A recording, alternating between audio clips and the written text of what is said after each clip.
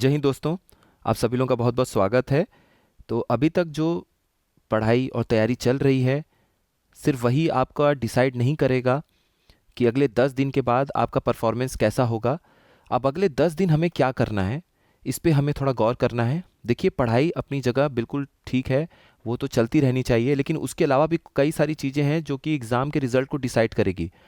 उसमें सबसे पहला चीज़ क्या है, दिमाग में अब बहुत सारे सोच आएगा, बहुत सारा थॉट आएगा। दो चीज़ हमेशा कॉमन आएगा। एक तो ये कि कितनी सीट है, तो नंबर ऑफ सीट के बारे में अब कुछ भी नहीं सोचना है। दूसरा चीज़ ये कि कट ऑफ कितनी जा सकती है, पेपर कैसा आएगा। तो पेपर कैसा आएगा, सीट कितनी है, कट ऑफ कितना जाएगा, ये तीन चीज़ हटा दीजिए दिमाग से बिल्कुल। ये तीनों दिमाग में अब आपके 10 दिन घूमता रहेगा, एग्ज़ाम वाले दिन भी घूमेगा, लेकिन उस पर ध्यान ही नहीं देना है। अब अगले 10 दिन हमें सिर्फ लड़ना है। नेक्स्ट 10 डेज़ हमें फ़ाइट करना है। कैसे फ़ाइट करना है, जितना ज़्यादा ज़्यादा टाइम होगा यूटिलाइज़ करना है, बिना कुछ इधर उधर की बात सोचे हुए। दिमाग में आएगा तो भी ध्यान नहीं देना है, सिर्फ रिवीजन पे फोकस करना है। और सबसे इम्पॉर्टेंट चीज़, जिस हिसाब से ठंड बढ़ी है इस बार, ऐतिहासिक तौर पर दिसंबर में ठंड पड़ रही है और सेंटर भी दूर दूर हैं, तो एग्जामिनेशन के एक दिन पहले तक भी निश्चिंत कर लेना है। आप इस बात के लिए आपको एकदम निश्चिंत हो जाना है कि आप अपने सेंटर के आसपास की जगह पे पहुंच चुके हो। अगर दूर सेंटर है आपका तो उसी रात एग्ज़ाम देने के लिए मत निकलिएगा, जहाँ तक हो पाए एक दिन पहले ही पहुंच जाइएगा। उसके बाद जो 10 दिन है, नींद आप बिल्कुल अच्छे से लीजिए और अपने हेल्थ का बिल्कुल ध्यान रखिए। स्वास्थ्य यहाँ पर, अगर तैयारी अभी तक आपकी ठीक चल रही है, स्वास्थ्य थोड़ा भी ऊपर नीचे हुआ तो आपके परफॉर्मेंस में असर आएगा। इसलिए बिल्कुल बच बचा के रहिए ठंड में। स्लीप अच्छे अच्छे से स्लीप साइकिल पूरी करिए, नींद बिल्कुल ठीक ठाक लीजिए, नहीं तो फिर टेंशन होगा तो फिर आपके अपने ही परफॉर्मेंस पे असर पड़ेगा। उसके बाद ज़्यादा प्रेशर टेंशन नहीं लेना है। प्रेशर और टेंशन अगर आप कम करना चाहते हैं तो कुछ जो दिमाग में चीज़ें चलती हैं कि किस तरह का पेपर आ सकता है, क्या सीट है, ये वो चीज़ें, इन पे बिल्कुल कंट्रोल रखिए, मत सोचिए। वो जो समय और दिमाग उसमें लगेगा, उससे बहुत बढ़िया है कि आप दो चार चीज़ें रिवाइज कर लीजिए, पढ़ लीजिए, वो ज़्यादा ज़रूरी है।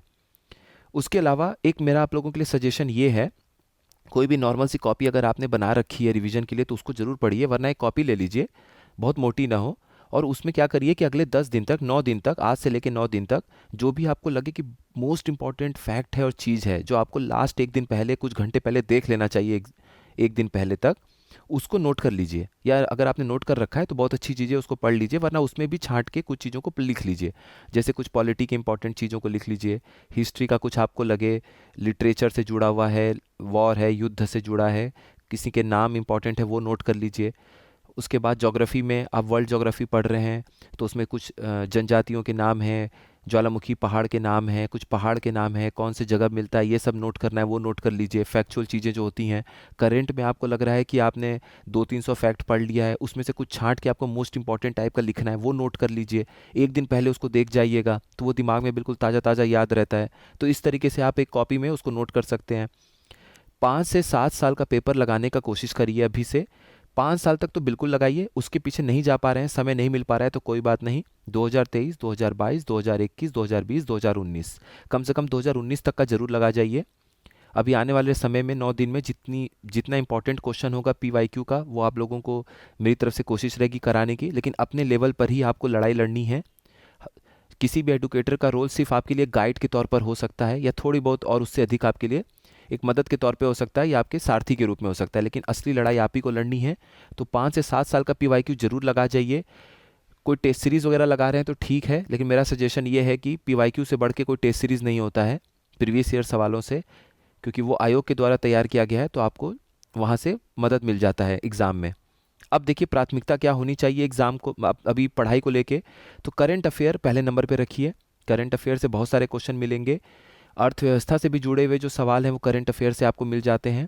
कोई स्कीम आपको नज़र आ रही है, कुछ भी करंट अफेयर में नज़र आ रहा है, उसको पढ़ लीजिए, वहाँ से बहुत सारा क्वेश्चन आपको मिल जाएगा। रिवीजन आपको करना है। अब कोई नया मैगजीन की तरफ मत जाइए। बहुत सारे लोगों का देखिए मैसेज आता रहता है कि अब ये वाली मैगजीन है, अभी एक से एक लोग लुभावने वाले मैगजीन अब नए नए छप सकते हैं, जिसमें आपको लिखा रहेगा टॉप 200 क्वेश्चन, टॉप 100 क्वेश्चन। अभी बहुत ज़्यादा इधर उधर मत पढ़िए। जो भी आप देख रहे हैं, पढ़े हैं, उसको रिवीजन करिए।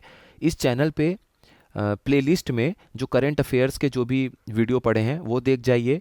पिछले 15-20 दिनों में, 20-25 दिनों में जो मेरे द्वारा आप लोगों को टॉप 30, टॉप 50 कुछ भी करंट अफेयर्स कराया गया है, उसको अच्छे से देख जाइए, क्योंकि वो बहुत छांट के आपके पास पहुंचाया गया है। बहुत सारे क्वेश्चंस को देखने के बाद जो मोस्ट इंपॉर्टेंट लग रहा है वो कराया गया है। नहीं तो ऐसे 2-3 हज़ार 5 हज़ार क्वेश्चन कितना भी आप देख जाइए तो वो रिवीजन नहीं हो पाता है। तो इसलिए कम कम ही दिया गया है, लेकिन आपके लिए इंपॉर्टेंट क्वेश्चन है वो ज़रूर देख जाइएगा। अगले 9 दिन में जो आपको दिया जाए उसको ज़रूर देख जाइएगा।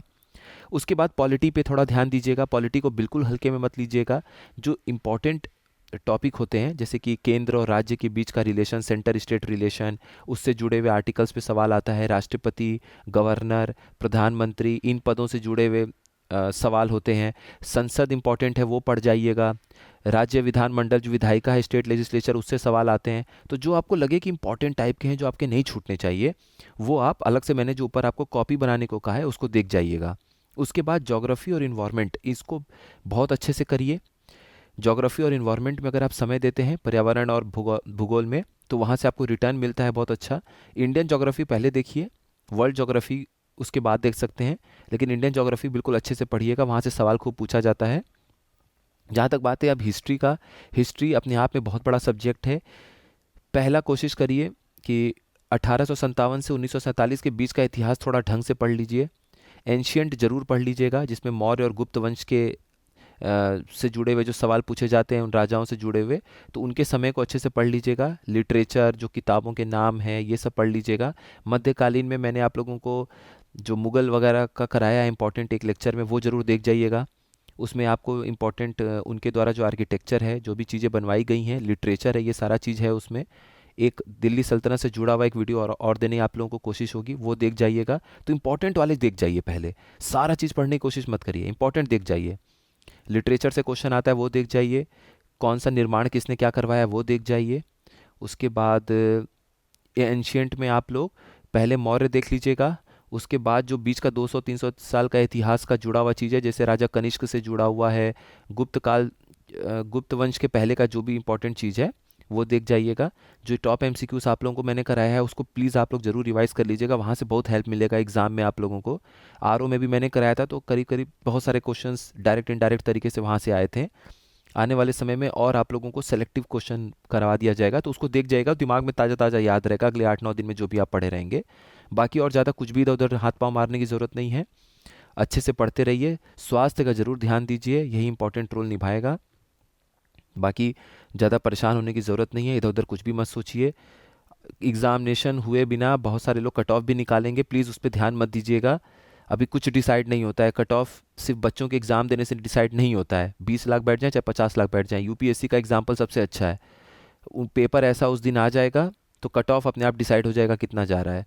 पेपर पे बहुत कुछ निर्भर करता है, सिर्फ नंबर ऑफ़ कैंडिडेट्स कितने बैठ रहे हैं, एग्ज़ाम दे रहे हैं, उससे कोई मतलब नहीं होता है, बहुत ज़्यादा उससे फ़र्क नहीं पड़ता है। वरना यूपीएससी का कट ऑफ हर साल बढ़ता, लेकिन 116 गया 2016 में, तो पेपर इतना अच्छा बन गया कि उसको 80, 85, 88 तक भी आना पड़ा है कट ऑफ को। जबकि रिपीटेड कैंडिडेट जो सेलेक्ट हुए रहते हैं, वो भी उसमें बैठते हैं एग्ज़ाम देने के लिए। तो ऐसा नहीं है, उन कई सारे सिलेक्टेड लोगों का प्री भी नहीं होता है। इस तरह से भी होती हैं चीज़ें, क्योंकि तैयारी, किसको कितना समय मिला है, पेपर कब हो रहा है, किस समय हो रहा है, बहुत कुछ डिपेंड करता है। तो इसलिए बहुत ज़्यादा चीज़ें मत सोचिए, आपके हाथ में जो है बस उसी पे ध्यान देना है। बाकी आप लोगों को जो भी वीडियोस मिले उसको अच्छे से देखिए, पढ़िए। पीडीएफ आप लोगों को शेयर कर दिया जाता है। एडमिट कार्ड से जुड़ा हुआ कोई भी प्रॉब्लम है तो जय स्टडी डिस्कशन ग्रुप, वहाँ पर आप लोग ज्वाइन कर लीजिएगा। वहाँ पे कई सारे लोगों की जो भी प्रॉब्लम है कल भी देखी गई थी, अगले कुछ दिनों में भी देखी जाएगी। सेंटर से रिलेटेड प्रॉब्लम जिनकी भी है वो दूर हो जाएगी, तो निश्चिंत रहिएगा, सेंटर से रिलेटेड ज़्यादा टेंशन मत लीजिएगा। जहाँ भी आपका सेंटर पड़ा है, एडमिट कार्ड दिया गया है, तो बस ठीक है, अपनी पढ़ाई आप लोग अच्छे से करिए। आप लोगों को आज इंपॉर्टेंट इन्वायरमेंट और इकोनॉमी, इससे जुड़ा हुआ सवाल मिलेगा, और कल भी आप लोगों को जनवरी, फरवरी, मार्च, ये सब जो हमारा करंट बचा हुआ है, ये सब भी हम लोग देखेंगे। एक मेरी कोशिश रहेगी आप लोगों को टॉप 100 या 120 क्वेश्चंस जो मोस्ट इंपॉर्टेंट वाले हैं वो 3-4 दिन पहले दे दिए जाएँ, फिर आप लोग उनको आराम से देखिएगा। वो मोस्ट इंपॉर्टेंट वाले ही छांट के आप लोगों को कराया जाएगा, तो वहाँ से भी आप लोगों को हेल्प मिलेगा काफ़ी ज़्यादा। ठीक है, तो आप लोग अपनी पढ़ाई जारी रखिए, हेल्थ का ध्यान रखिए। आप सभी लोगों का बहुत बहुत धन्यवाद।